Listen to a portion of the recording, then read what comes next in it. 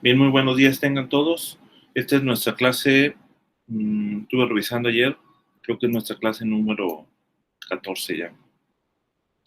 Y de la teoría de la mecánica cuántica, la maestría en ciencias físicas. Entonces, pues prácticamente ahorita ya terminamos con dos temas importantes que son los fundamentos de la mecánica cuántica, donde se ven todas las herramientas matemáticas, el espacio de Hilbert, eh, operador de traslación, ¿no? Entre otras cosas. Y después vimos la dinámica cuántica, en donde se tienen pues las diversas formulaciones, digamos, en las que tú puedes atacar un problema en mecánica cuántica, ya sea a través de la imagen de Schrödinger, la imagen de Heisenberg.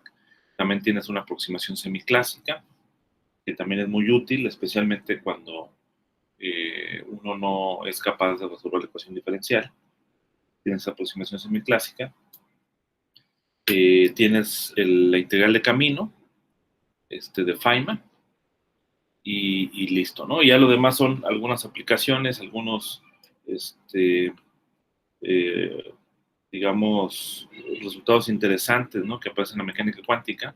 Está relacionado con toda una área que se ha desarrollado en la mecánica cuántica que se llama fases geométricas. Estas fases que vimos en distintos experimentos, por ejemplo, la diferencia potencial, la fase asociada con la transformación de norma, ¿no? Para el efecto Haronon-Bohm, pues son fases que son ejemplos particulares de lo que se llaman fases geométricas, ¿no? En mecánica cuántica. Y pues es un tema interesante que tiene incluso cosas de geometría diferencial también relacionadas. Pero bueno, entonces ahora comenzamos con nuestra unidad 3, digamos, es teoría de momento angular. Y pues vamos a empezar a plantear cuál es el asunto. Es importante, digamos, la teoría de momento angular. Aparece, digamos, en distintas áreas de la física relacionadas con la mecánica cuántica, como son la espectroscopía molecular, la espectroscopía atómica. Juega un papel esencial en fenómenos de dispersión y problemas de colisión, por ejemplo, en física de partículas y en otros sistemas, ¿no? También podemos considerar a toda la teoría de momento angular asociado, digamos, a las propiedades del grupo SU2. Es un grupo de simetría que permite transformar los estados de spin, ¿no? En el espacio de Hilbert. Es decir, cuando se realiza una rotación en el espacio real físico, en el espacio tridimensional, uno se pregunta qué es lo que ocurre con los estados cuánticos, ¿no? O sea, si el estado cuántico queda igual o también transforma. Resulta que el estado cuántico, cuando yo hago una rotación, pues también transforma, ¿sale? Y entonces depende de la naturaleza del sistema. O sea, si fuera, por ejemplo, una partícula de spin un medio, pues entonces usa lo que se llama la representación fundamental de este grupo SU2, que es la manera o cómo se refleja, digamos, la rotación, ¿sale? A nivel del espacio de Hilbert.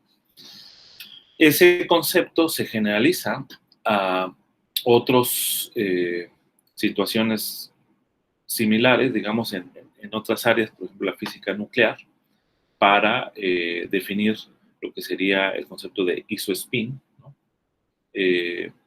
Se generalizan a grupos SU3, ¿no? Para las interacciones fuertes en la física de partículas,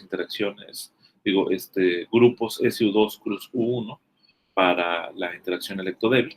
Entonces son conceptos de teoría de grupos asociados a estas propiedades de simetría, ¿no? Bien, entonces vamos a comenzar con las rotaciones y derivar lo que serían las relaciones de conmutación del momento angular, pues lo primero que tenemos que destacar es el hecho de que vamos a definir lo que son las rotaciones finitas e infinitesimales.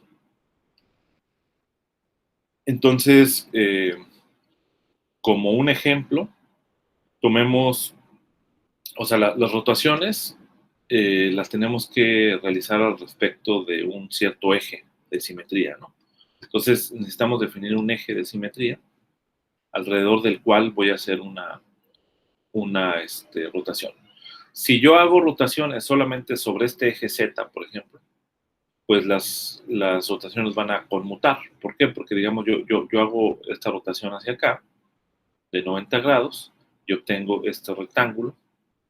Ahora, si vuelvo a hacer una rotación de 90 grados, obtengo nuevamente este mismo rectángulo.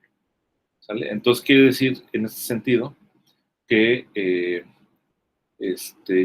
yo puedo, pues, básicamente las rotaciones sobre un solo eje van a conmutar, eso es lo que significa, ¿no? O sea,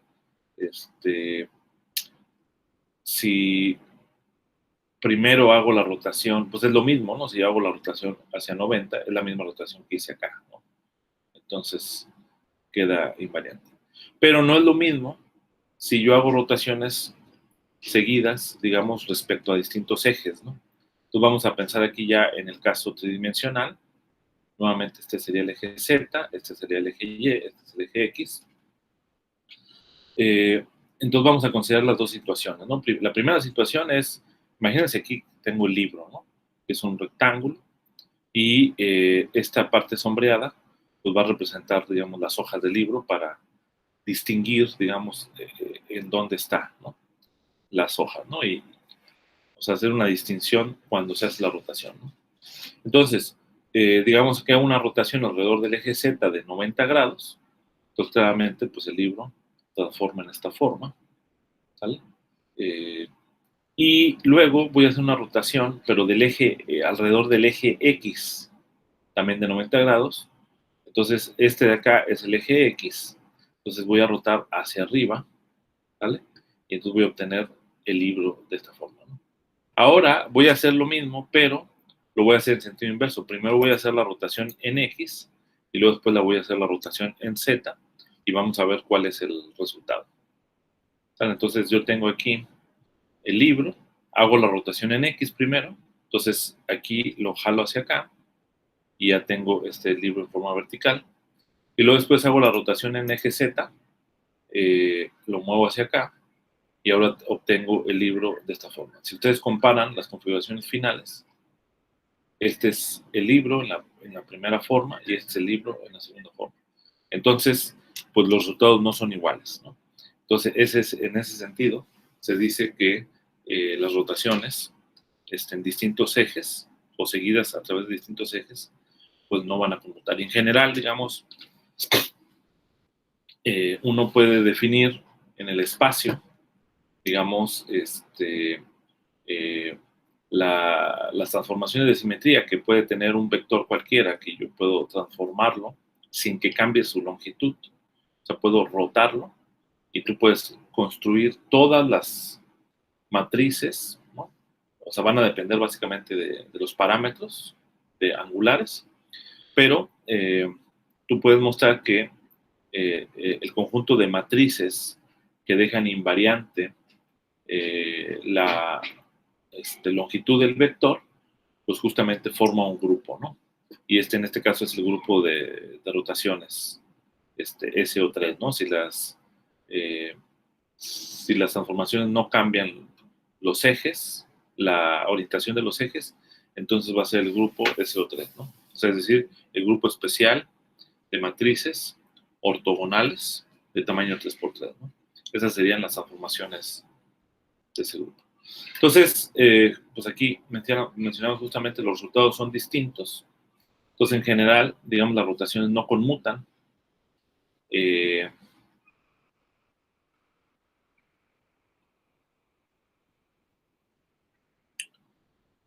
No conmutan, ¿no? Entonces, pues la pregunta aquí es cómo se determina, o sea, cómo determinamos cuantitativamente estas rotaciones, ¿no? Entonces, pues nos vamos justamente a lo que les mencionaba, es decir, yo tengo aquí mi espacio tridimensional, X, Y, Z, y tengo un vector, y yo puedo tomar este vector sin, digamos, quitar su origen, o sea, sin hacer ninguna traslación, lo puedo rotar, ¿no? Hasta donde está este vector apuntando en otra dirección, ¿no?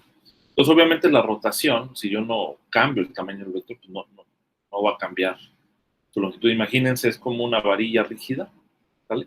Y manteniendo este origen fijo, pues lo muevo, ¿no? En una u otra dirección, y entonces el tamaño del vector sigue siendo el mismo, ¿vale? Entonces tengo este vector en espacio tridimensional, o sea, esto significa que las entradas son reales, y voy a definir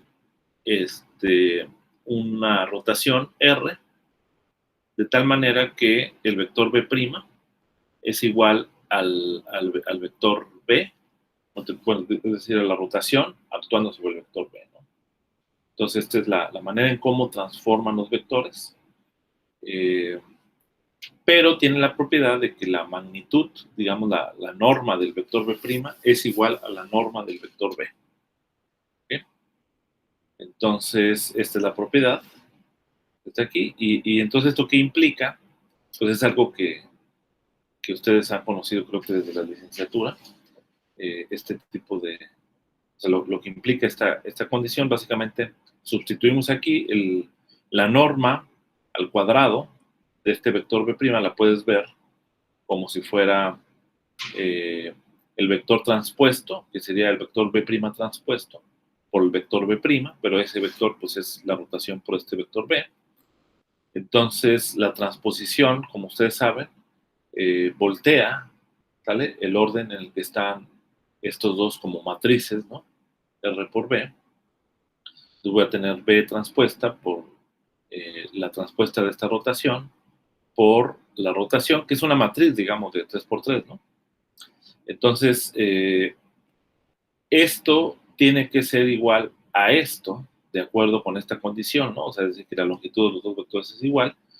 Y entonces, la única manera para un vector B arbitrario en el que esto puede ser cierto, pues es de que el producto de la transpuesta de la rotación por la rotación sea igual a la matriz de identidad, ¿no? Que es esta propiedad que está acá. Entonces, esta es la condición, digamos, el conjunto de matrices con entradas 3 por 3, ¿vale? Que satisfacen esta ecuación,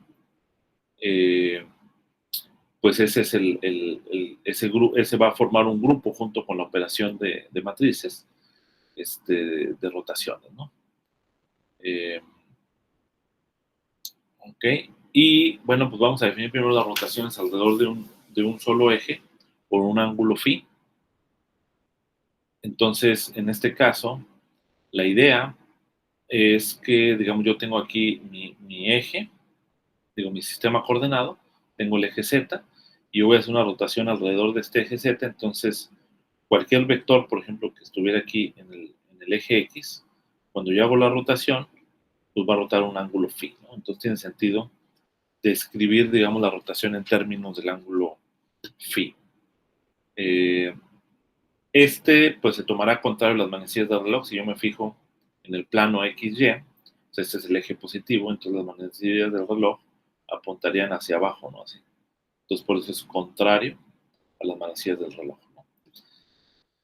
Entonces, con estas convenciones, pues tú puedes verificar que, que la rotación tiene que ser de esta forma, ¿sale?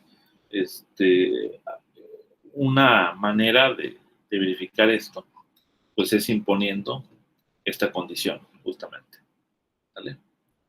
O sea, de aquí, si yo, eh, digamos, escribo los elementos de la matriz R, claramente la matriz R tiene que ser simétrica, ¿no? Se puede verificar de acá. Entonces, no es cierto, no es simétrica. O sea, más bien, esto lo que dice es que la transpuesta, ¿no? Que lo que hace simétrico, es el inverso de la matriz, ¿no? Entonces, esta condición pues te va a dar ecuaciones para los elementos, ¿vale? Tú puedes suponer que estas de acá son 0 y este 1, o sea, eso lo puedes agregar de antemano, porque el eje Z no está transformando, ¿no? En esta rotación. Entonces ya te queda un sistema de ecuaciones para los elementos de estos 4 elementos, ¿no? Y tú puedes llegar a esta conclusión, ¿no? Con pura álgebra, ¿no? Bien, entonces, estas por convención también se le llaman rotaciones activas, en el sentido de que los ejes no transforman, ¿no? O sea, el marco coordenado se mantiene fijo, Z, X, Y, pero cualquier otro objeto vectorial que esté en el espacio transforma ante la rotación, ¿no? Uno puede seguir exactamente el mismo ejemplo, pero ahora para los otros ejes, el eje Y y el eje, no, este de acá sería el eje Z, perdón, el eje X, ¿sale? Y pues es exactamente lo mismo, ¿no? Este se queda invariante, ¿no? O sea, porque esta es la componente X, y lo que transforma solamente es Y y Z, ¿no? Y lo mismo puedes hacer para el caso de una rotación alrededor del eje Y, ¿sale? Este de acá sería el que queda invariante, ¿sale? Y por una cuestión de la orientación, ahora el signo queda de este lado, ¿no? Pero es básicamente el mismo mecanismo como se pueden obtener estas rotaciones.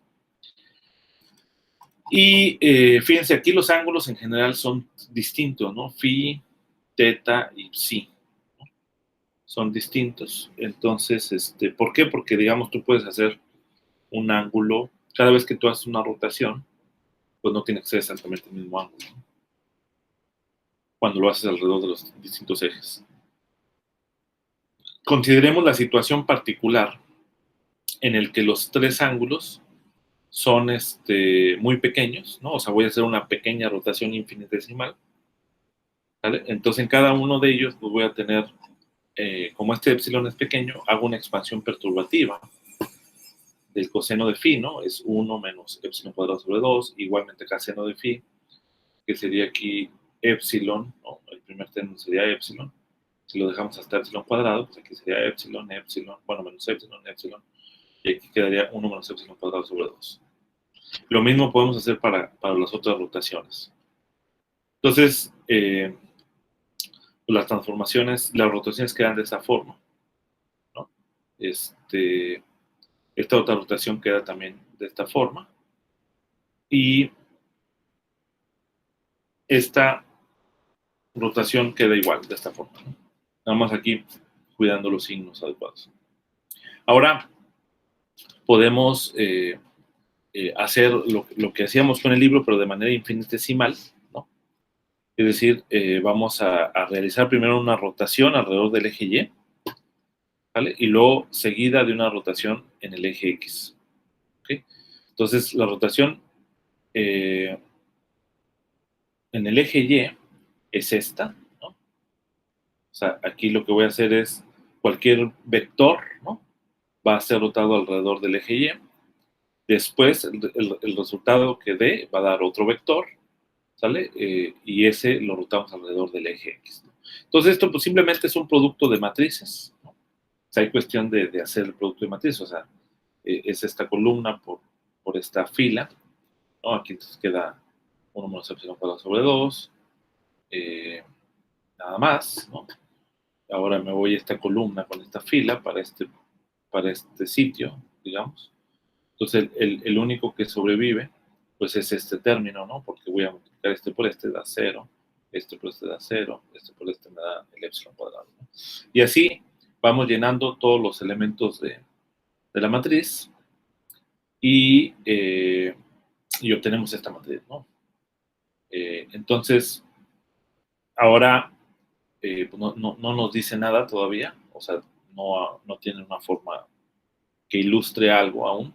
Entonces, lo conveniente sería tomar ahora, primero realizar la rotación en el eje X y luego la rotación en el eje Y. Esto básicamente es para ilustrar el efecto que tiene el hecho de hacer rotaciones en distinto orden, ¿no? Y ver cómo estas rotaciones no conmutan, ¿no? Entonces ahora en el eje X, pues primero tengo la rotación en el eje X, también en orden infinitesimal, y luego la rotación en el eje Y. Entonces, nuevamente hacemos el mismo procedimiento, es decir, hacemos el producto de matrices y llenamos, ¿no?, todos estos haciendo el producto de matrices estándar, ¿no? Entonces obtenemos esta ecuación. Ahora, fíjense, comparamos esta con la que está acá y vemos básicamente cómo, por ejemplo, este término es la misma entrada, este no es la misma entrada, sobrevive, esta es la misma entrada, este sobrevive, ¿no? Aquí está, esta es la misma entrada, esta es la misma entrada, esta es la misma entrada, esta es la misma entrada y esta es la misma entrada. Entonces solamente van a sobrevivir algunos términos y la mayoría, de hecho casi todos prácticamente, nada más estos dos sobreviven. Todos los demás cancelan cuando yo haga la resta, ¿sale? Entonces queda este resultado. Y podemos decir que este pues es otro ángulo, ¿no? ¿Sale? Pequeño. Y escribir, escribimos el coseno de phi cuadrado como 1 menos epsilon, menos epsilon a la cuarta sobre 2, ¿no?, que es la expansión perturbativa. Y entonces esta matriz yo la puedo escribir como de esta forma, ¿no? O sea, es decir, le agregué la unidad, ¿no?, a esta matriz, que es la que dio el resultado, le agrego la matriz identidad y le resto la matriz identidad. Y escribir eso de esa manera permite ver a esta matriz como si fuera la matriz de rotación en el eje Z, ¿sale? Si ustedes se fijan, si yo me voy a la matriz de rotación del eje Z, hasta arriba, acá está, pero con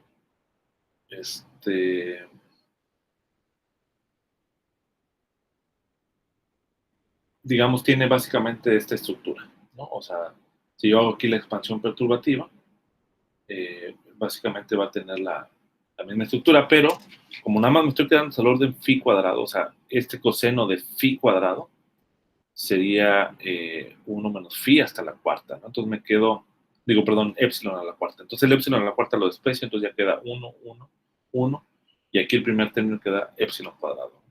Entonces de esa manera es como consigues esta matriz de rotación RZ en esta expresión, ¿ok?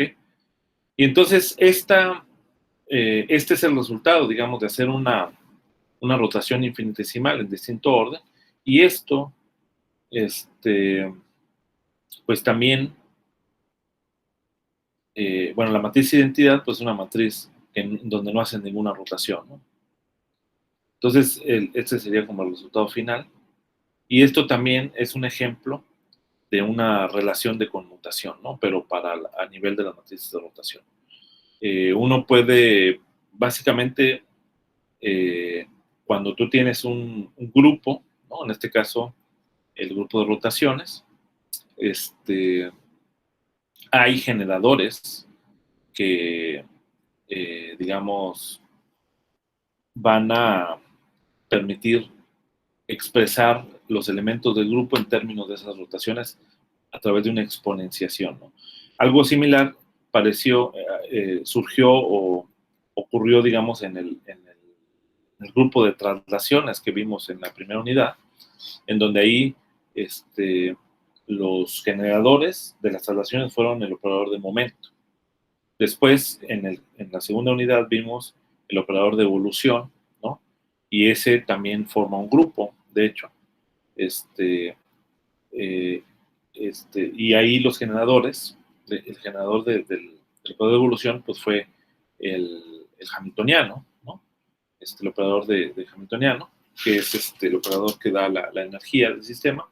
Y ahora, en esta tercera unidad, el grupo pues es de rotaciones y los generadores van a ser justamente los operadores de momento angular, ¿no? Entonces vamos a ver ese asunto, ¿no? Y de hecho, si uno expresa estas rotaciones en términos de los generadores, básicamente de aquí ya se obtiene una de las relaciones de momento angular, de conmutación. ¿Sale? Pero bueno, quizá un poquito más adelante que lleguemos a las transformaciones, lo podemos conectar más claramente. Bien, entonces, bueno, vamos a considerar las rotaciones infinitesimales en mecánica cuántica. Digamos, todas esas rotaciones pues, fueron en el, ¿cómo se llama? En el contexto tridimensional, ¿no? En el espacio.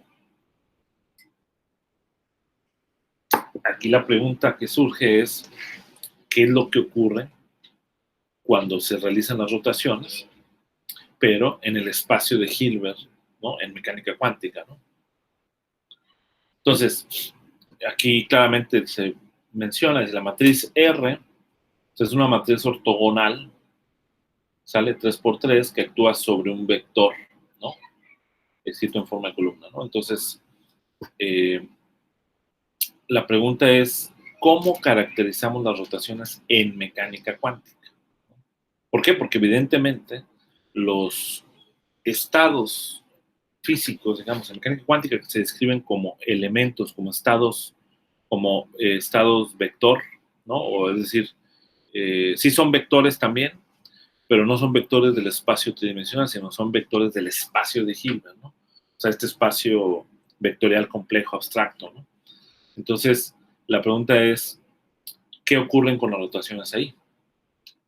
Bueno, las rotaciones afectan al sistema físico, ¿sí? Es decir, el estado Ket va a transformarse, va a corresponder a un Ket del sistema rotado, ¿vale? Entre este estado Ket es distinto del sistema no rotado. ¿Ok? Ese es el asunto. O sea, cuando yo hago la rotación, pues se das cuenta que es como si yo estuviera viendo el Ket desde otra perspectiva, ¿no? Entonces, pues corresponde a otro Ket.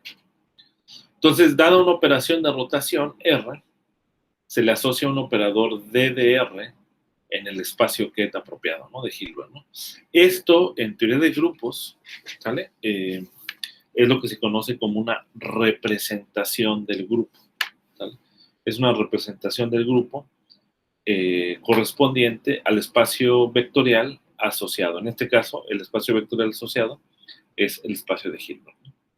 Entonces, tú puedes tener otros espacios vectoriales y preguntarte cómo transforman los elementos de esos otros espacios vectoriales ante transformaciones de rotación, y entonces vas a adquirir otra representación, ¿no? Y así, ¿no?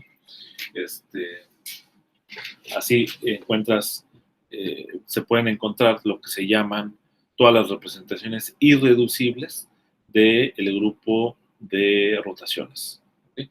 Entonces, en este caso, pues digamos, si este es el Ket alfa, que representa al sistema cuántico en un cierto estado físico, imagínense la situación más básica de que este representa el Ket de algún estado de spin, ¿no? De los más menos, ¿no? Entonces, esta es la manera en cómo al actuar este operador DR sobre el estado transforma al nuevo operador. La pregunta es, ¿cómo es este DR, ¿no? Entonces, mientras R actúa sobre vectores en R3, ¿no? O sea, la rotación actúa sobre vectores en R3 de R, es una matriz o un operador, también puede ser, incluso puede ser un operador diferencial, depende de la representación, como les digo, que actúa sobre los elementos de estados físicos, ¿no? Entonces, DR actúa sobre los estados físicos cuánticos. Y bueno, claramente, como les comento, las dimensiones de DR van a depender del tamaño de los vectores de estado, ¿no? Y eso tiene que ver también con lo que les digo de las representaciones del grupo. Por ejemplo, en el caso del estado Ket alfa correspondiente a los estados de spin, pues este DR, que sería la representación del grupo de rotaciones, para los estados de spin sería una matriz de 2×2, ¿vale? Porque los estados de spin, acuérdense, se representan, es decir, el conjunto de vectores del espacio de Hilbert asociado al spin es de 2 elementos, ¿no? O sea, es el más y el menos, ¿no? Entonces, esta matriz sería de 2 por 2. Bien, entonces, para construir DR, lo que se hace es seguir los pasos que ya hicimos para el operador de traslación y para el operador de evolución. ¿Ok? Entonces,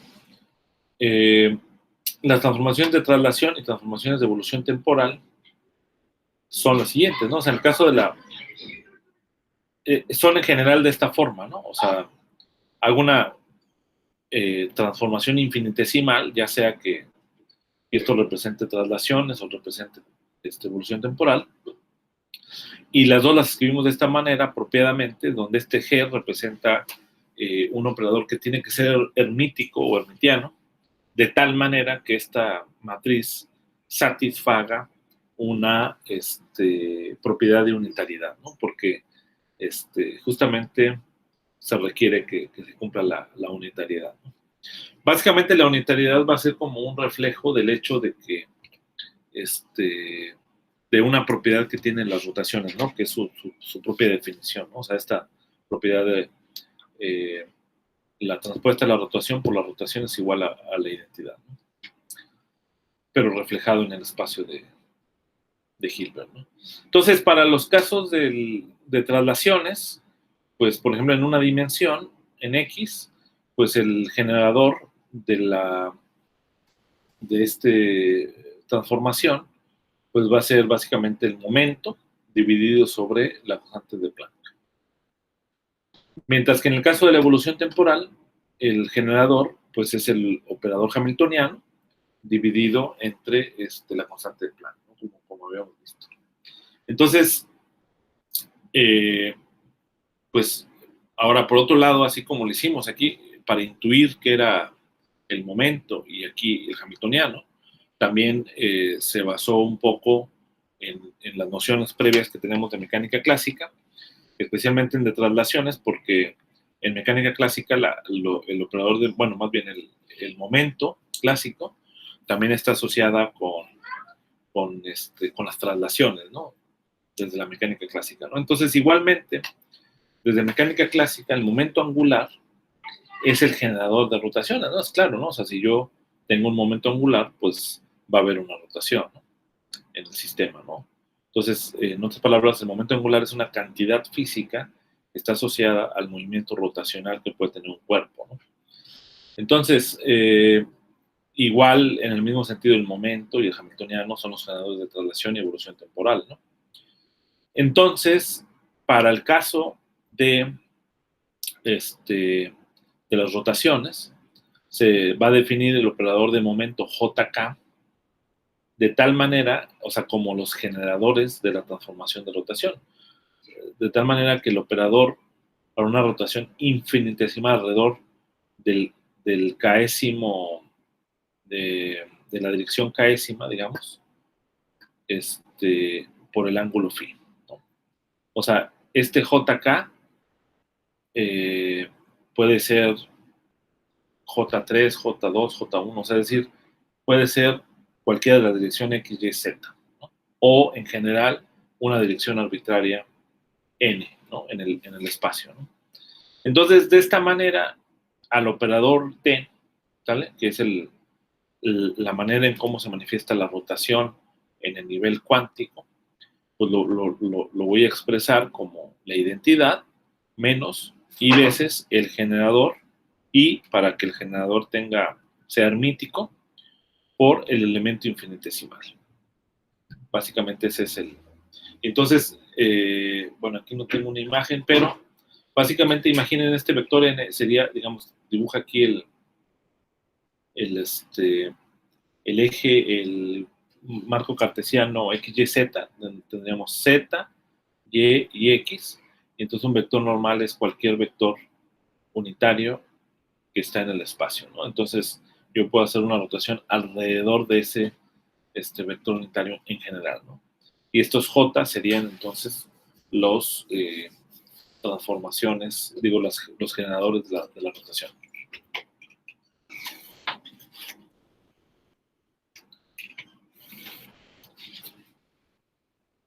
Entonces, aquí es importante mencionar que uno pudo haber dicho, bueno, pues si es el momento angular, pues nosotros ya sabemos en mecánica clásica cómo está dado el momento angular, ¿no? Como X cruz P, ¿no? Y entonces uno se pregunta por qué el operador J, digamos, que es el que representa el momento angular, no lo representamos por simplemente X cruz P. La razón es que este X cruz P, cuando P es el operador de momento, es una forma particular del operador de momento angular. En particular, el operador de momento angular en mecánica cuántica es más general porque incluye también al operador de spin. O sea, el spin de las partículas, el spin del electrón, es un operador de momento angular, ¿sale? Pero que está asociado al spin de las partículas, ¿no? Y ese operador de momento angular no se representa como este operador que sería un operador de momento angular, pero orbital, ¿no? Asociado al movimiento orbital, ¿no? Entonces, pero si uno postula este como operador y donde este P sería el operador de momento, pues tú puedes probar que este operador también cumple las mismas propiedades que J, ¿no? Entonces, en ese sentido, este J es más general, ¿no? Ok.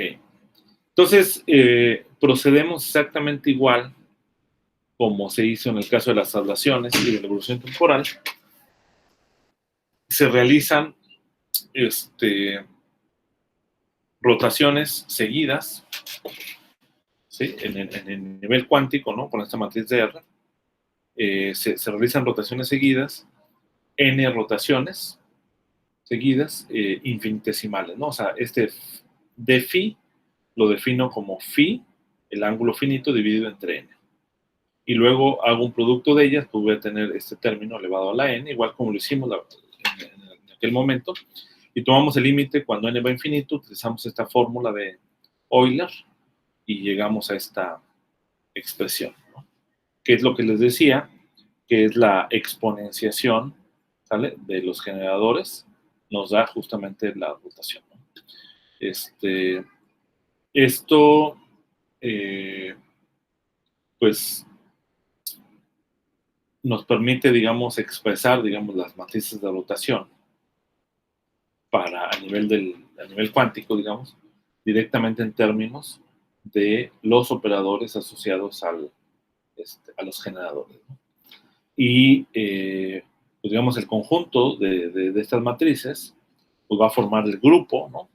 Y además, cada grupo, en este caso un grupo de Lie, se llama, hay toda una teoría matemática, ¿no? Asociada a los grupos de Lie. Van a tener también asociado un álgebra de Lie, que va a ser el álgebra de estos generadores, ¿vale? Y que en este caso, para nosotros en mecánica cuántica, esa álgebra, pues básicamente son las relaciones de conmutación.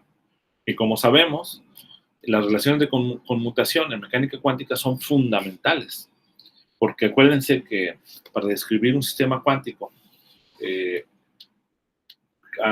cuando terminamos el primer capítulo, mencionamos que llegamos a las relaciones fundamentales de conmutación, que son la conmutación de la posición, la conmutación del momento y la conmutación entre la posición y el momento, ¿sale? Dijimos, bueno, estas son relaciones fundamentales, como lo plantea Dirac, y tú requieres además la manera en cómo evolucionan los estados con el operador hamiltoniano, que es el que define el sistema, ¿no? Entonces tú necesitas las relaciones de conmutación, necesitas el hamiltoniano y necesitas la dinámica, que es la dinámica de Schrödinger, ¿no? Para poder describir completamente al sistema cuántico. Ahora, pero si el hamiltoniano involucra operadores como son el spin, como son el operador de momento angular para el movimiento orbital, etcétera, pues tú necesitas también relaciones de conmutación asociadas a esos operadores, ¿no? Entonces, las relaciones de conmutación son fundamentales, ¿no? Para la descripción del sistema cuántico. Bien, entonces ahora vamos a ver justamente el concepto, la estructura que tienen, digamos, las rotaciones, como el concepto que subyace a su estructura, que es el concepto de grupo, ¿sale? Entonces, vamos a tener aquí muy resumidamente, digamos, simplemente las propiedades del grupo. Hay todo, les digo, hay toda una teoría, ¿no?, asociada, que es muy útil en la física. De hecho, yo abogaría, si yo tuviera la facultad de hacerlo, de que hubiera una materia de grupos, así como existe la materia de variable compleja. En la licenciatura también debería haber teoría de grupos y también debería haber geometría diferencial, ¿no? Hoy en día ya son las herramientas comunes, ¿no?, que usamos constantemente, ¿no? Entonces, fíjense, el concepto de grupo, pues básicamente, en el caso de las rotaciones tridimensionales, ¿no?, pues simplemente dice, bueno, existe una rotación que es la identidad, es decir, una rotación que no transforma al vector, ¿sale? Esta rotación es igual a la identidad. El grupo es cerrado, o sea, el grupo es un conjunto junto con una operación, que es una operación binaria, ¿no? ¿Sale? En este caso, de las rotaciones tridimensionales, la operación es el producto matricial, ¿sale? El hecho de que la operación sea binaria significa la propiedad de cerradura. Es decir, que si yo tomo dos elementos del grupo, dos matrices, las multiplico, eso me da otra rotación, ¿no? Como lo vimos, de hecho, cuando yo hice las rotaciones seguidas alrededor de un solo eje, pues me daba otra rotación, ¿no? Entonces, el producto de rotación me da otra rotación. También, dentro de las propiedades está que para cada elemento del grupo, es decir, para cada rotación, existe una rotación inversa, ¿no? O sea, regresarte, ¿no? O sea, si yo tengo el vector rotado, pues yo ahora me regreso y apunto el vector en otra dirección, ¿no? Y la asociatividad, que es una propiedad que se hereda, en este caso particular, digamos, se hereda de la asociatividad que tiene el producto de matrices. Ahora, la asociatividad se pide en un grupo, ¿no?, en general. Y resulta que hay grupos que son abelianos, ¿no?, que sus elementos conmutan, como son el grupo de rotaciones alrededor de un solo eje, ¿no?, es un grupo abeliano. También el grupo de traslaciones es un grupo abeliano, etc. Y ¿cómo sería la representación, digamos, de estas rotaciones ahora en el espacio de Hilbert, ¿no? Es un operador sobre el espacio de Hilbert, pues simplemente tendríamos que, para que sea una representación, tiene que haber un mapeo que se llama homomorfismo, y ese mapeo homomorfismo lo que te dice es que te preserva el álgebra que tiene, ¿no? Entonces, si yo tengo esta estructura algebraica, pues de este lado yo también voy a tener la misma estructura algebraica. Si yo tengo esta estructura algebraica, de este lado también voy a tener la estructura algebraica, ¿no? Y entonces, básicamente, es como si fuera lo mismo, excepto que ahora esta matriz actúa no sobre este espacio vectorial, que es el R3, sino sobre el espacio de Hilbert, ¿no? Entonces, en ese sentido es una representación, o sea, la palabra representación es muy adecuada, porque está representando la rotación, pero ahora en este otro espacio de Hilbert. Bien, entonces cumple con esta propiedad, es decir, que el cerrado también cumple con esta propiedad. O sea, de hecho, el producto de las D, ¿sale?, de R1 a R2, es lo mismo, pues claramente, aquí lo que te está diciendo esta propiedad, que es lo mismo que el producto que el D de R1 a R2, del producto de R1 a R2. O sea, si yo sustituyo aquí R3, sustituyo R1 y R2 aquí, pues lo que me está diciendo es que la representación de la rotación que está dada por el producto R1 a R2 es igual al producto de representaciones de cada una de las rotaciones, en ese mismo orden. Bien, entonces, pues igualmente para cada representación existe su inversa, ¿vale? Y que cumplen esta propiedad, y además cumplen con la propiedad asociativa, ¿sale?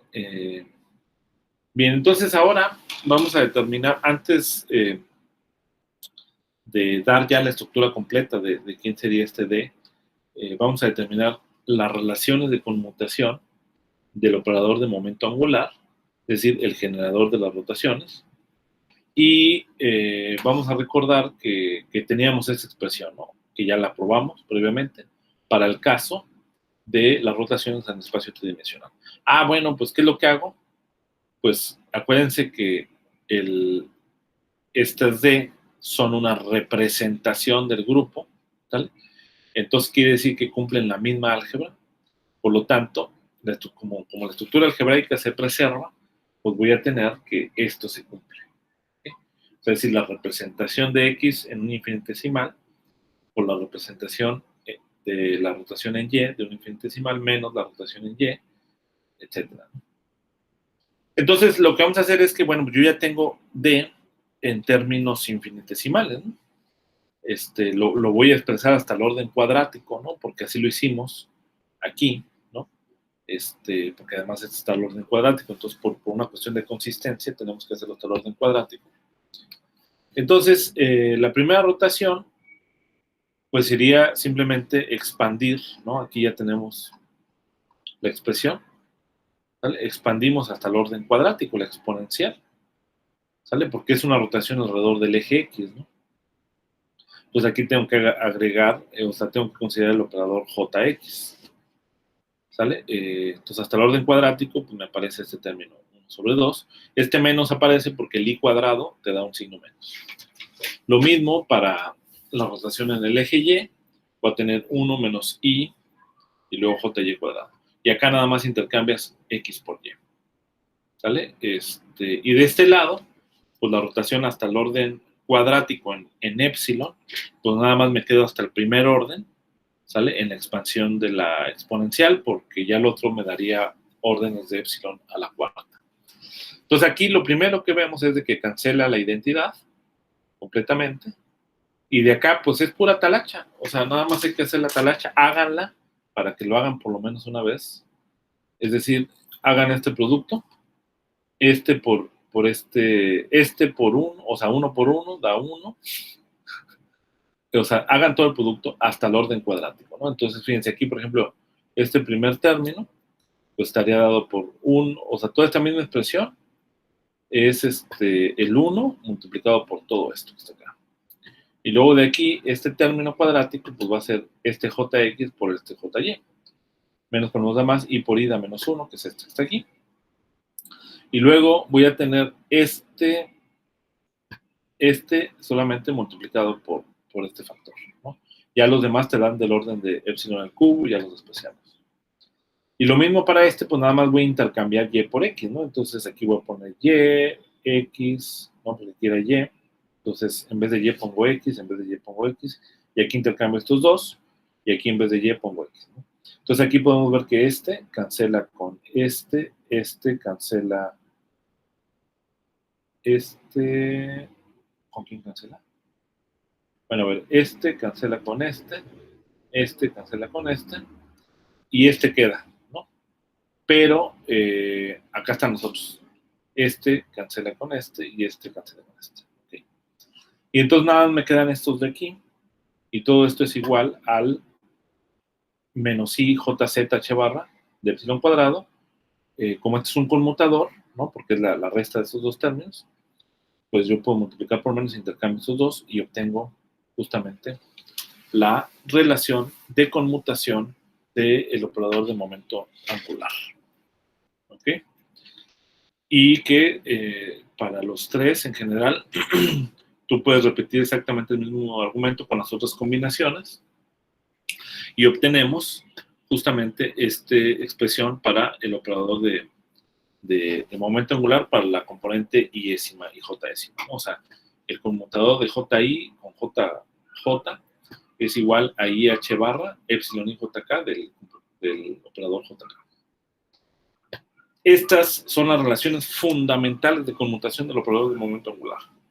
Obviamente aquí es abstracto porque no estamos diciendo de qué operador de momento angular, no estamos diciendo que sea, ya sea el del operador de spin, el del momento angular orbital, o de spin o medio me refiero, o también puedes tener aquí el operador de spin, por ejemplo, de spin 1, ¿no? Para describir el fotón, ¿no? Para describir la helicidad del fotón, u otros operadores de spin superior, ¿no? Para otras partículas, ¿no? Entonces, que no necesariamente tienen que ser partículas fundamentales, ¿no? En la física nuclear hay partículas que son compuestas, están en la física de la materia condensada también, partículas que son compuestas que tienen spin superior, ¿no? Bien, de manera teórica en algunos casos, ¿no? Y bueno, entonces, pues estas de aquí, JI, pues son los generadores de grupo. Resulta que son los generadores de grupo abeliano SU2. ¿Ok?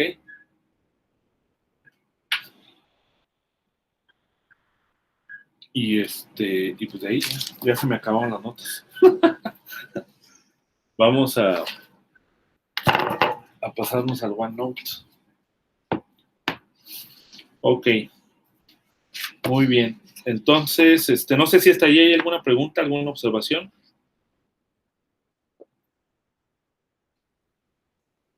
Ándale.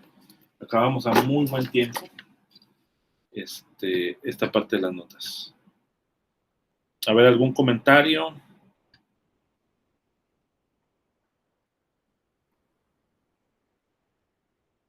Una pregunta, doctor. Cuando habla de las conmutaciones, bueno, la representación que obtuvimos hasta arriba de las... Sí. Ay, no, sí, de las... ¿De esta relación de conmutación o? No, aquí está más arriba. Usted dijo que no conmutaban, ¿verdad?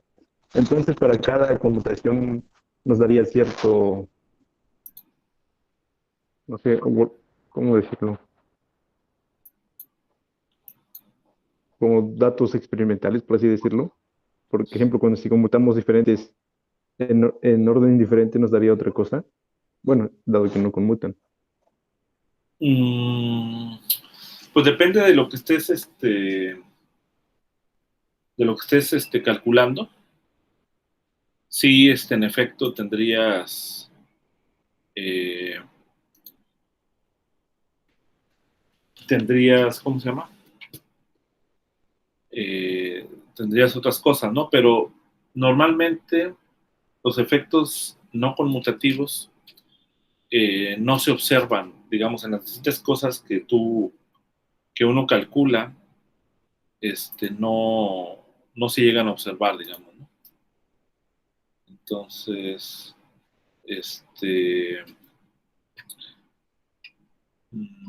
pero no sé si estoy entendiendo bien la pregunta.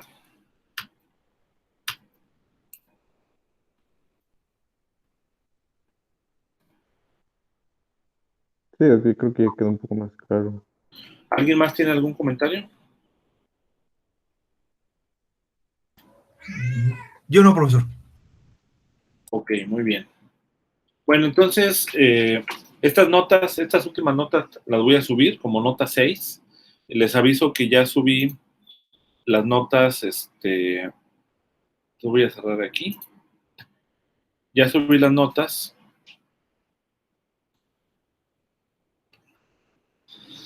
¿Cómo se llama? Que faltaban, digamos, del capítulo anterior, y también subí una tarea para que la vean. Es un poco larga, para que le den tiempo, sobre todo lo de dinámica cuántica, ¿no? Y también viene una parte de resumen, especialmente del efecto Harrod-Bohm y del monopolo magnético. Ok. Bien, entonces, pues si no hay preguntas, pues vamos a continuar con el tema, pero ya aquí en OneNote, porque mis otras notas las dejé en la oficina. Entonces, pues ya, y ahora sí que ya no pude ir a la oficina, entonces, pues vamos a seguirle acá, ¿no? Creo que incluso las otras no están escaneadas, hasta donde entiendo. Pero bueno, si no, las notas que salgan de aquí se pueden compartir también.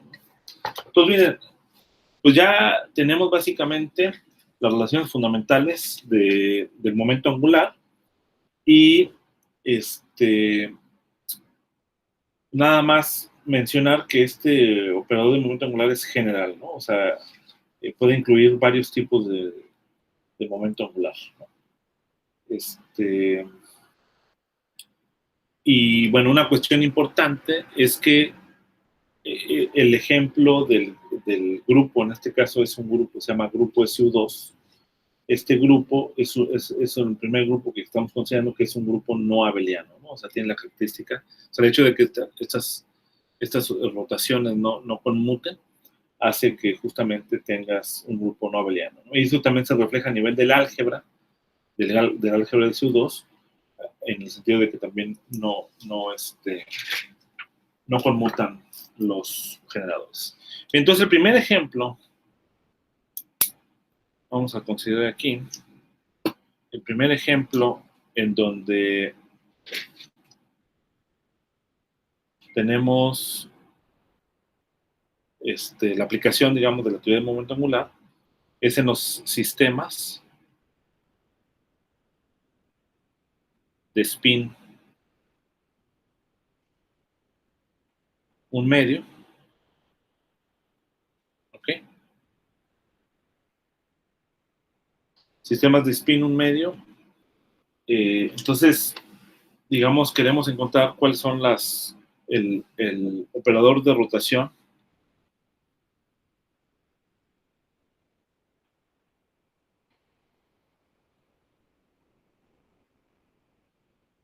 para el spin un medio, ¿no?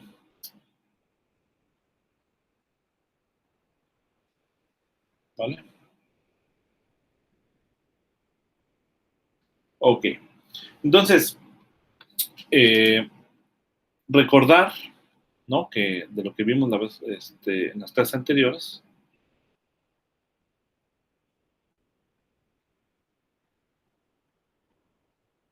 SX, SY y SZ, ¿vale? Se pueden expresar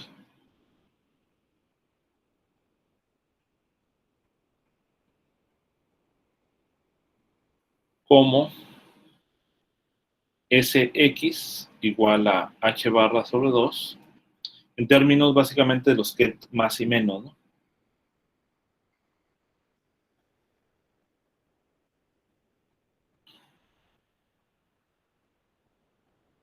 ¿Vale? Aquí tengo un operador, acá tengo otro operador, ¿sale? Y lo mismo para SY, solamente que en SY tenemos un I y además tenemos aquí un signo, ¿no?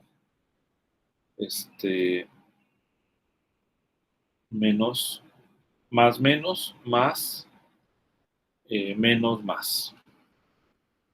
Y en el SZ,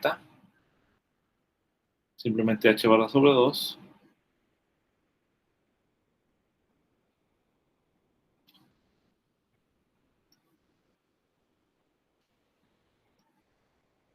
y acá tendríamos menos, ¿no?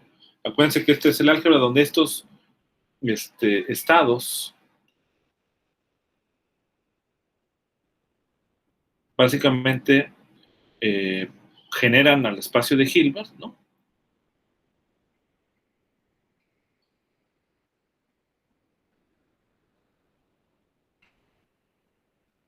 Y son los estados que diagonalizan al operador SZ. Claramente se puede observar de aquí que estos de aquí diagonalizan al operador SZ, pero no diagonalizan a SX y SY, ¿no? Lo cual tiene sentido porque SX y SY y SZ no conmutan, ¿no? Y de aquí uno puede probar, ¿no? Ustedes se encargaron de hacer eso en una tarea. Esto cumple justamente SI, SJ igual a I, epsilon, y JK, SK, ¿no? O sea, es decir, las relaciones de conmutación de momento angular.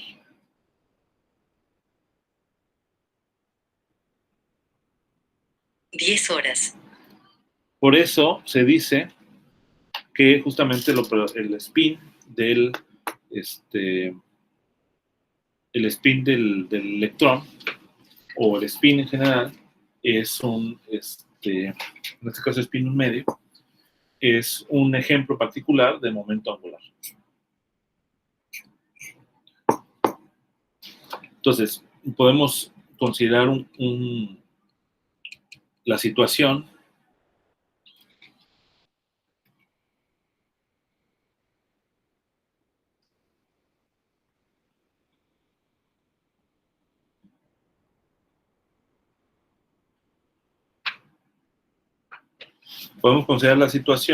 de una rotación de ángulo finito phi alrededor del eje Z.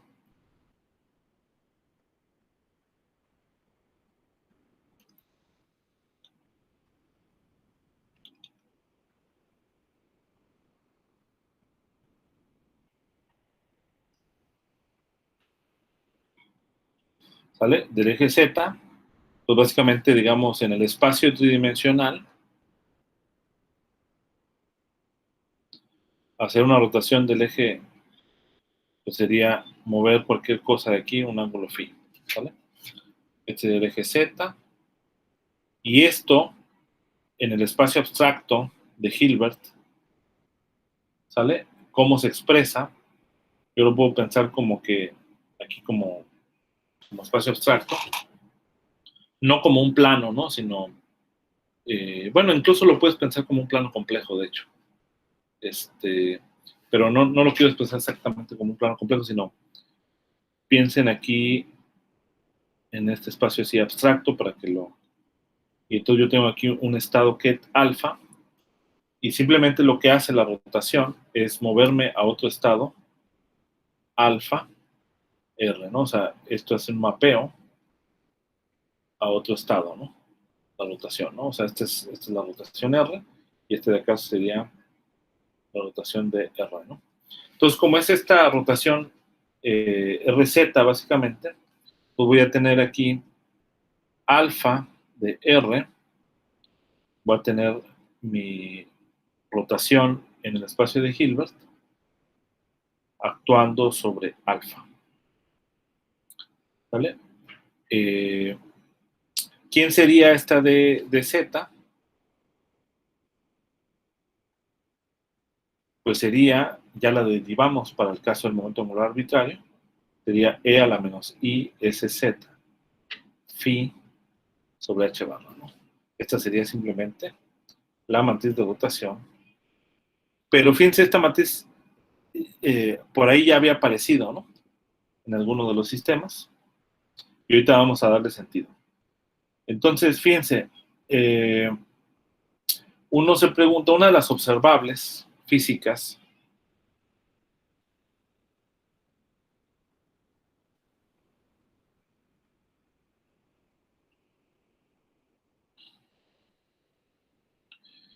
pues corresponde con los valores esperados del momento angular, ¿no? Entonces, yo quisiera saber el valor esperado, y de hecho hay un fenómeno, ¿no?, que vimos, que es la precesión de spin, ¿no? Cuando tenemos la dinámica. Entonces, la precesión de spin lo estudias con la evolución que tiene el valor esperado del spin respecto a un cierto, la evolución, ¿no? Entonces, uno se pregunta qué ocurre con el valor esperado ante una rotación, ¿no? O sea, es una pregunta natural. Entonces, pues vamos a pensar en una sola componente. Pues voy a tener aquí Sx, ¿sale?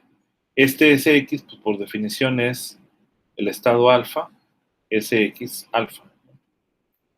Es decir, es el valor esperado del operador de spin en la dirección X respecto al estado alfa, ¿no? Y quiero hacerlo ante una rotación, ¿sale? Ante esta rotación Z, ¿qué es lo que ocurre? ¿Sale? Entonces, pues, ante la rotación, pues debe ser este alfa ahora, ¿no? El rotado. ¿Vale? Este debe ser el rotado. Y esto, por definición, pues, ¿qué es lo que vamos a tener? Sx alfa va a ser alfa, o sea, este bra que corresponde a este ket, pues simplemente es el que corresponde, entonces tengo que sacar aquí el dagger, luego Sx de z de phi actuando sobre F. Entonces yo tengo que calcular esta cantidad que está acá, ¿no? Pero esta cantidad, ¿quién sería? Pues voy a tener dz phi Sx dz para poder ver cuál es el efecto de la rotación sobre el valor esperado, o por lo menos sobre la componente X del valor esperado. ¿Ok? Entonces, sustituimos esta expresión. Voy a tener aquí, como es el dagger, entonces voy a tener con un signo positivo, más I Sz phi sobre H barra, Sx E a la menos I Sz phi sobre H barra.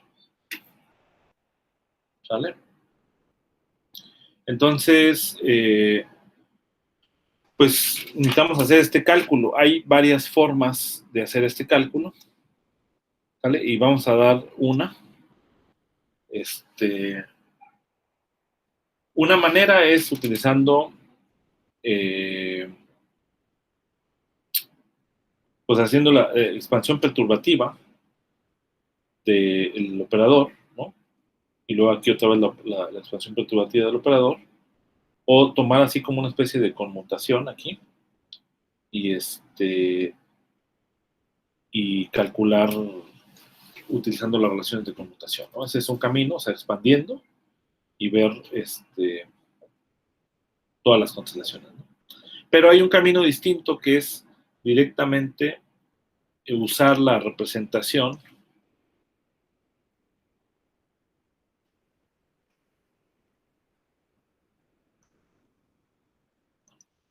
de Sx en función de más y menos, ¿ok? Que ya la tenemos aquí arriba, entonces la voy a tomar. Aquí está.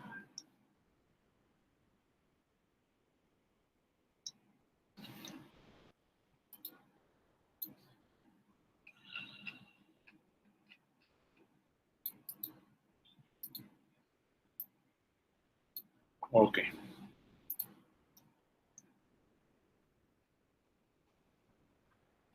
Tomo esa representación y luego la hago actuar, o sea, es decir, voy a hacer actuar estos operadores. Como este es SZ, ¿sale? Estos operadores son diagonales aquí en SZ. Entonces, por ejemplo, voy a tener que E a la I SZ H barra sobre, ¿no es cierto?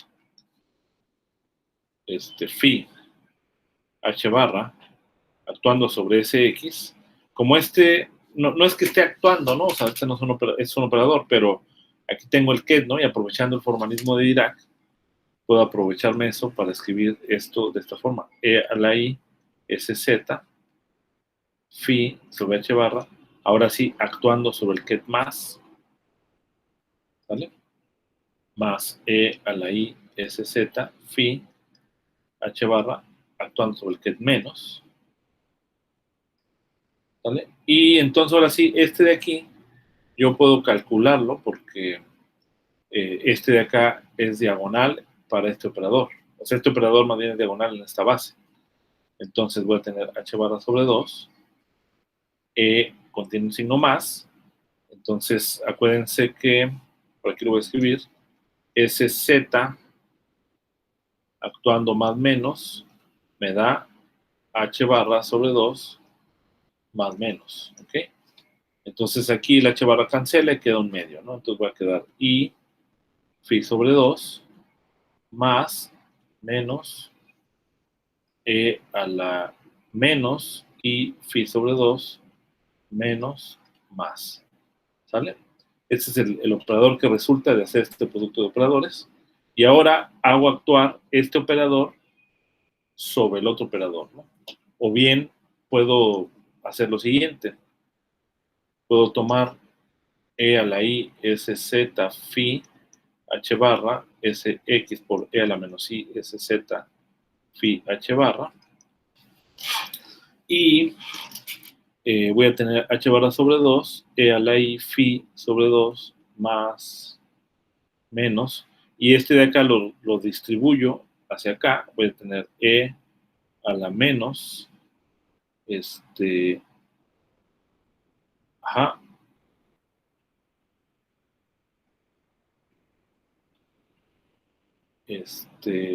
ajá, a la menos, y sz phi h barra,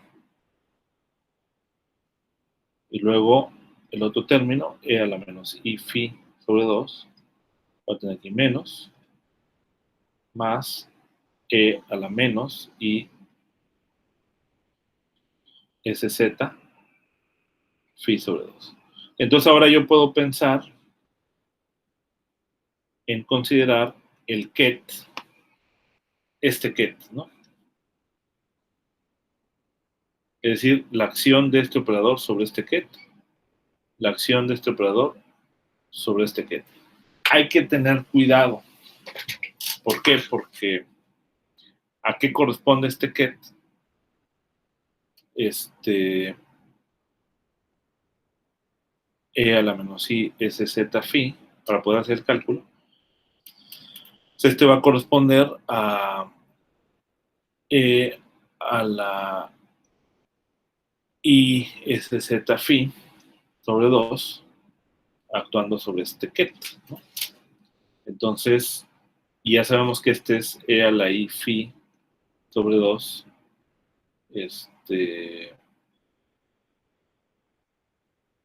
menos.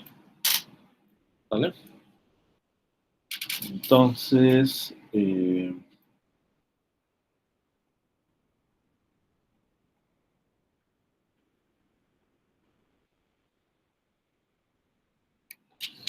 aquí me estoy equivocando.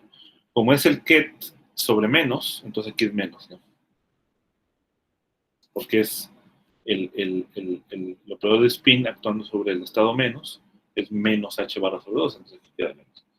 Ahora, cuando ya me regreso en la correspondencia dual al bra, pues este bra va a ser menos e a la más i phi sobre 2. Pues hay que tomar en cuenta eso. Y esto es lo que tengo que meter aquí. Hago lo mismo acá, y aquí voy a tener también menos i phi sobre 2. Entonces, en ambas, lo que voy a tener es e a la i phi sobre 2 multiplicado por e a la i phi sobre 2, queda e a la i phi, y acá e a la menos i phi. Entonces, el resultado es el siguiente. Es e a la i sz phi h barra, sx e a la menos i sz phi h barra igual h barra sobre 2, e a la i phi más menos, ya es un número, así que puede salir sin problema. Voy a tener aquí, o sea, puede traspasar estos ket, e a la menos i phi, menos y más. Entonces, pues yo puedo usar la representación de Moivre para e a la i phi, y esto de acá va a ser coseno de phi más i seno de phi, pero de acá también hay un coseno de phi que voy a factorizar, entonces voy a tener más menos más menos más, ¿ok? Y luego el i, voy a tener un i seno de phi, pero ese i lo voy a poner acá. Y entonces voy a tener i seno de phi, este primer término, y acá como tengo menos i, entonces hay un menos, ¿sale? Y ahora observen que estos términos con el h barra, junto con el h barra, ese término es básicamente sx, ¿no? Lo podemos ver aquí, en lo que escribimos al inicio. Fíjense, este es SX. Y el SY justamente tiene un signo menos y tiene el I, ¿no? Y el signo menos es el que va con el más menos, ¿no? Entonces vamos a ver. Si es cierto, acá está, miren, signo menos, más menos. Ajá, o sea, aquí tendría que sacar un signo menos, ¿no? Para que sea consistente. Entonces, pues lo que tengo al final el resultado es que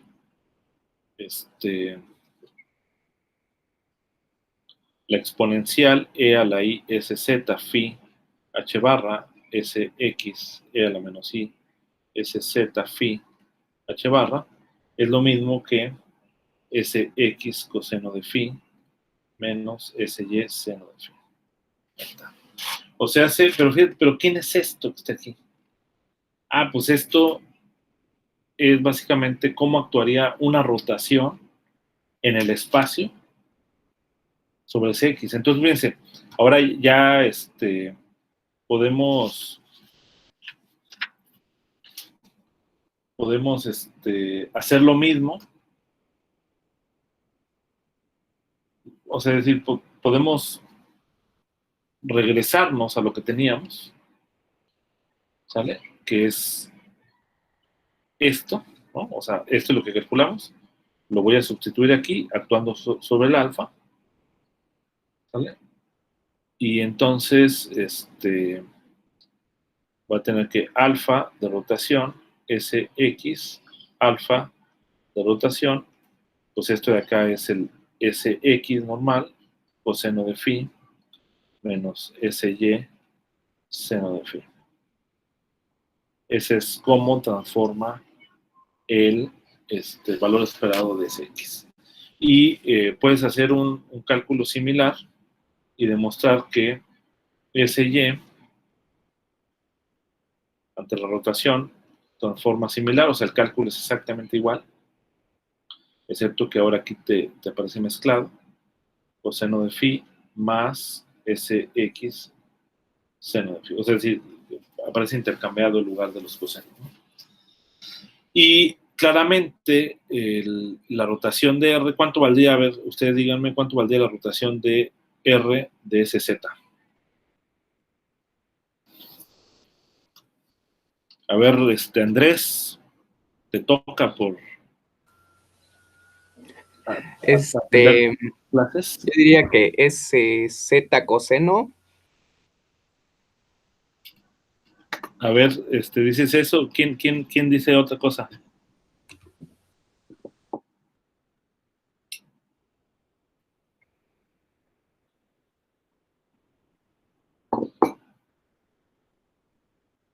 Tadeo. No habría cambios, ¿no? SZ. No habría ningún cambio, ¿no? No habría cambios, exactamente. Muy bien. Entonces, exactamente no habría cambios. Y la razón fundamental de esto es porque ese Z conmuta. O sea, si yo sustituyo aquí ese Z, conmuta con esto. Entonces aquí cancela este término y queda ese Z. Pero ¿quién es esto que está acá? Pues yo lo puedo escribir de la siguiente manera. Yo puedo escribir, voy a escribir así, mira, SX rotación, SY rotación y SZ rotación como un vector. Y esto es, lo escribo aquí también en forma vectorial, voy a tener coseno de phi menos seno de phi, seno de phi, coseno de phi, 0, 0, 1, 0, 0, por Sx, Sy y Sz. O sea, el valor esperado transforma como un vector en el espacio, lo cual tiene sentido porque pues, el valor esperado ya es algo que mides en el espacio tridimensional. Entonces, de manera general, pues lo que vas a tener de forma general ante cualquier rotación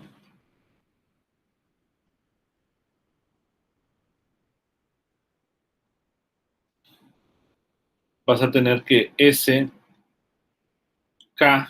R, una rotación R, va a ser L, R, K, L, S, L.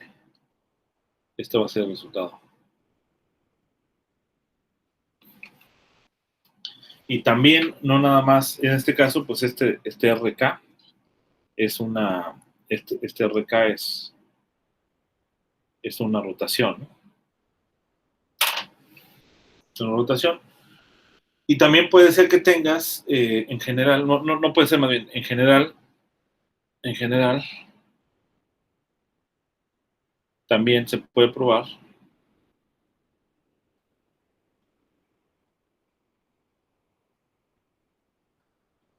que el momento késimo ante una rotación va a transformar de esta manera.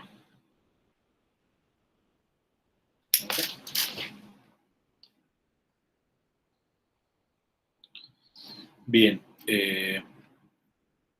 ya para terminar, nada más una aplicación que es justamente la precesión de spin.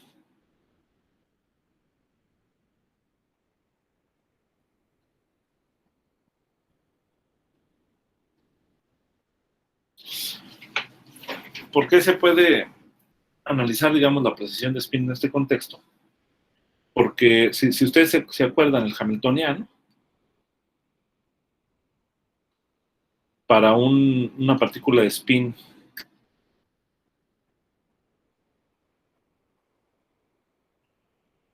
un medio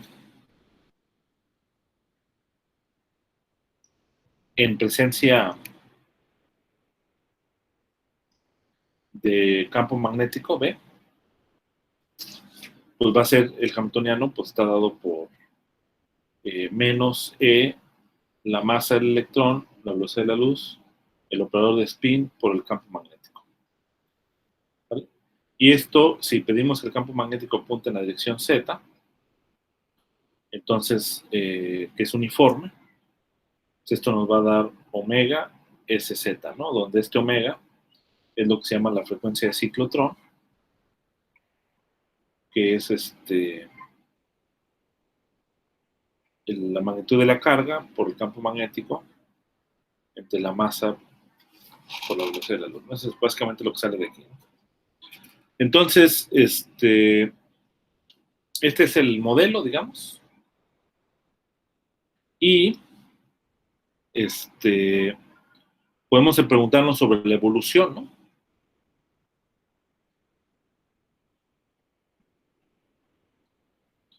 La evolución temporal, pues está dado a través del operador de evolución. Vamos a decir que desde el tiempo 0 hasta el tiempo t. Entonces esto va a estar dado por e a la i h por t sobre h barra, ¿no? El operador de evolución temporal. Sustituyendo, esto nos da justamente e a la i sz omega t sobre h barra. Si ahora identificamos a omega t con phi, pues esto no es otra cosa más que d de z de phi. O sea, es decir, el operador de evolución es, de hecho lo voy a escribir así, es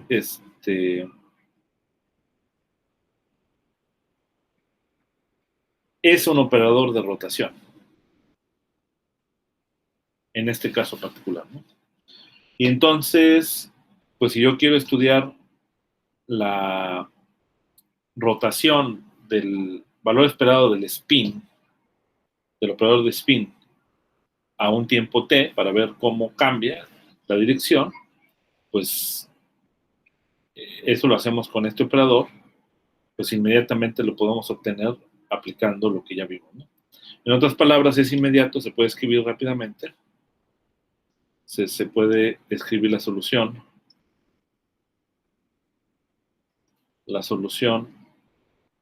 de la evolución de ese vector, ¿vale? Al tiempo t, usando las rotaciones. Entonces, básicamente lo que tenemos es S va a estar dada por, bueno, en el caso que vimos, voy a tener Sx, Sy al tiempo t, Sz al tiempo t. Y esto pues es Sx al tiempo 0, que es el estado alfa, básicamente, coseno de omega t, menos Sy al tiempo 0, seno de omega t, y así. Que es básicamente sustituyendo phi por omega t.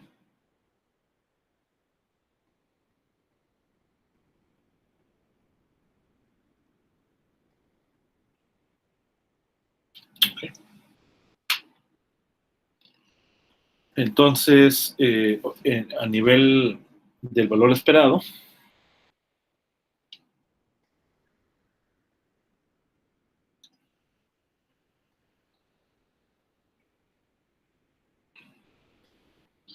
después del tiempo t igual a 2pi sobre omega, como se puede ver aquí, el valor esperado del spin regresa a su dirección original.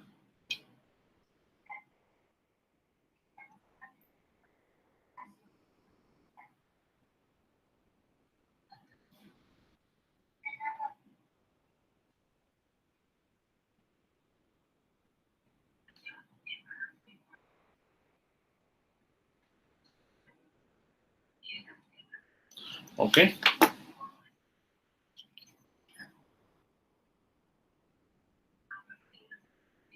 Bien. Ahora, si nosotros, este es el del operador pi, ya para terminar, ya, con esto ya termino.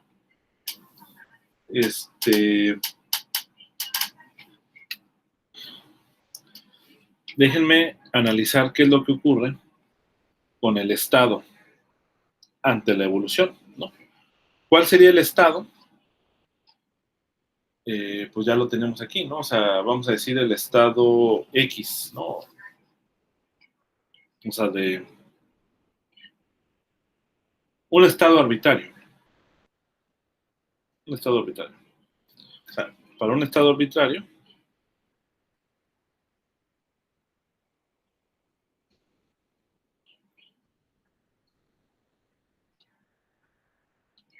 alfa, entonces tenemos el espacio de Hilbert. Acuérdense que este yo lo puedo descomponer como una combinación de en los estados más y menos. ¿Sale? Y este alfa es justamente el estado al tiempo t igual a 0. Entonces, el estado al tiempo t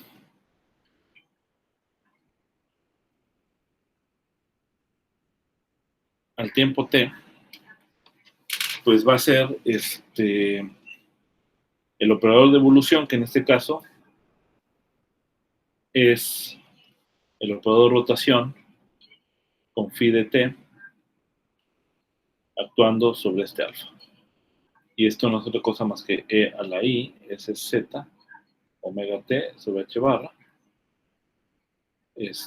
actuando sobre el alfa, ¿no? Que lo voy a expresar de esta forma para que yo pueda diagonalizar esto. Y entonces quiere decir que, pues aquí al actuar sobre sobre este va a quedar aquí un medio. Voy a tener que el estado alfa al tiempo t se puede escribir como e a la menos i omega t sobre 2 más este coeficiente alfa más e a la más i omega sobre t sobre 2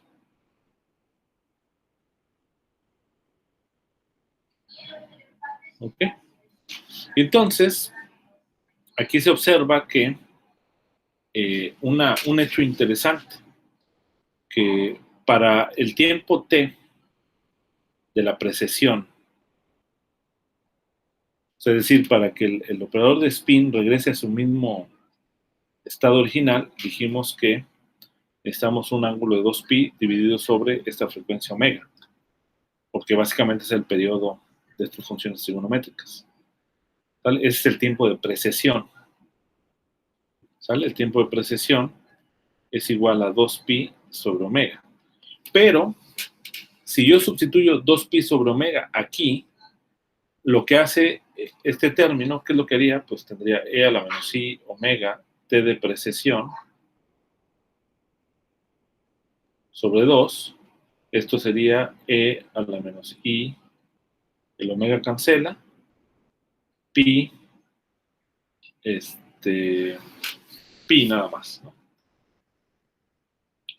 Y este pi, pues vale menos 1. O sea, en otras palabras, me saca un signo menos acá y lo mismo sale que un signo menos. Entonces, ante este tiempo, el ket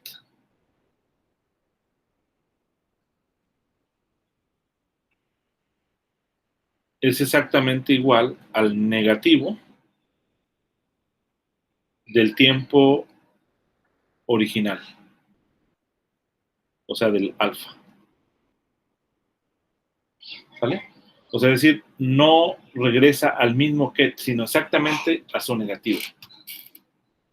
Y el tiempo del ket, ¿no? El tiempo del ket, lo voy a poner aquí, tiempo del ket, es decir, el tiempo para el cual el ket queda otra vez igual es 2 veces este tiempo, es 4pi omega.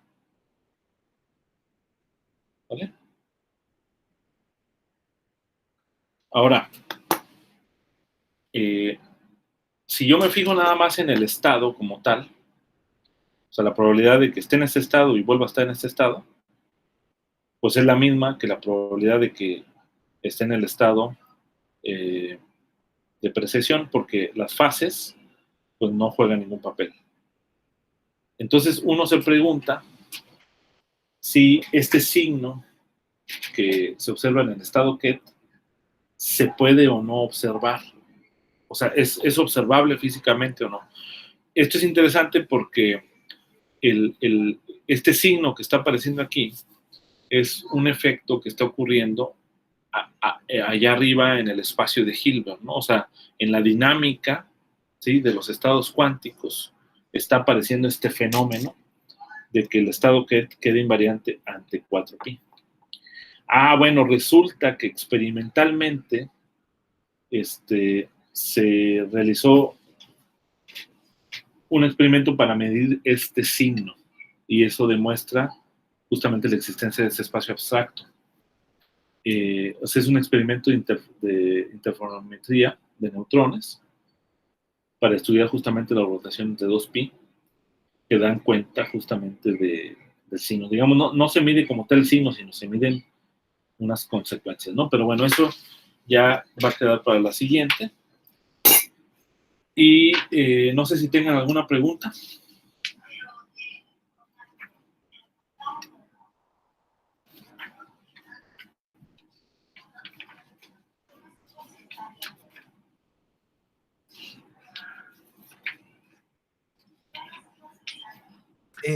Yo, profe, Sí.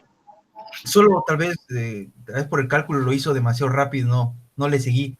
En la cuestión de cuando ¿Cuál dice cálculo? justamente en el último, cuando dice que es el negativo del ket. Ok, aquí. Ajá, cuando ya ve que, bueno, e a la menos pi, pues es menos 1. Pero ese es para la cuestión de cambiar ese t de precisión que está ahí, menos iwt sobre 2, pero para cuando están los ket más, bra más, ¿no? Pero del otro lado, ¿qué pasa? Pues ahí queda e a la ip. E a la ip es... Y eso también te da menos 1. Ok. Entonces ya, con ese. Sí. Ok, gracias, Entonces profe. en ambos te sale menos 1, entonces por eso factorizas el menos 1 y te queda todo el alfa. Claro, ok, gracias, profe. Solo era ese. Bueno, ¿alguien más tiene alguna pregunta? De mi parte no, doctor. Perfecto, muy bien, jóvenes. Entonces, como les comentaba, déjenme Voy a dejar de grabar acá.